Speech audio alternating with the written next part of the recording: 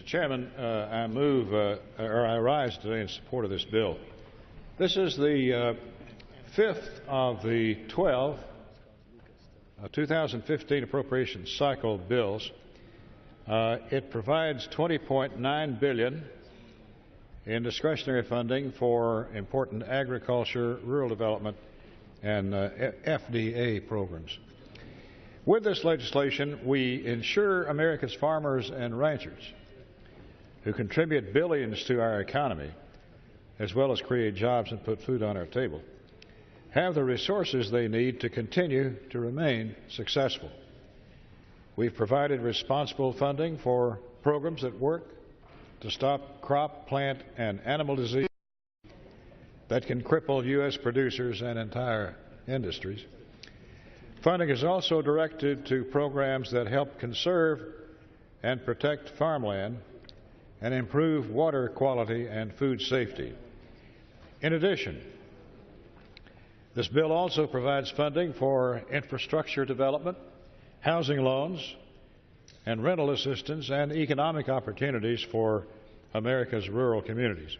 These vital loans and programs help foster an environment for economic growth and will help rural America thrive. The committee also prioritized the safety of our nation's food and drug supply, targeting increases to FDA food and drug safety activities. The funding in this bill will maintain 8,000 inspection personnel for meat, poultry, and egg products and facilities across the nation. I'm also pleased that we've included language that forces the FDA to develop more robust guidelines for abuse-deterrent opioid pill formulations. We withhold $20 million from the Commissioner's office until these long overdue regulations are finalized, because the drugs on the market that are not abuse-deterrent, resulting in opioid addictions and overdoses and deaths, needs to be corrected.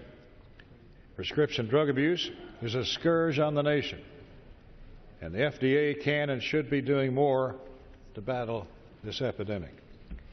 Beyond funding these critical USDA and FDA programs, the bill also includes funding for a variety of nutrition programs, making sure our most vulnerable, including our children and elderly, don't go hungry. The discretionary funding level in this bill is about the same as last year, as a testament to the hard work of this subcommittee to find savings wherever possible to make that possible.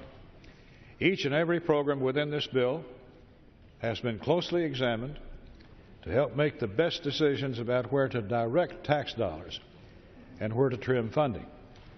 The bill also makes strides to make these programs more efficient, more effective, and more useful for the American people, and strengthens congressional oversight, particularly where it comes to mandatory spending on important nutrition programs. For instance, within SNAP, formerly called food stamps, we've required the enforcement of a ban on certain outreach with foreign governments and implemented protocols to help weed out waste and fraud and abuse. Mr. Chairman, the bill before us today is a common sense bill. It makes every step to adequately fund important agriculture programs, to support our most vulnerable citizens, and to act with fiscal restraint. And I want to thank Chairman Aderholt, Ranking Member Farr, the subcommittee members and their staffs for all they did to achieve this very good bill. It was not easy because the allocation they had was not perfect, but they made do with it, and they made do well. So I want to thank them for their hard work, congratulate them on a good bill, and I urge, Mr. Chairman, unanimous support for this bill. I yield back. Gentleman yields back.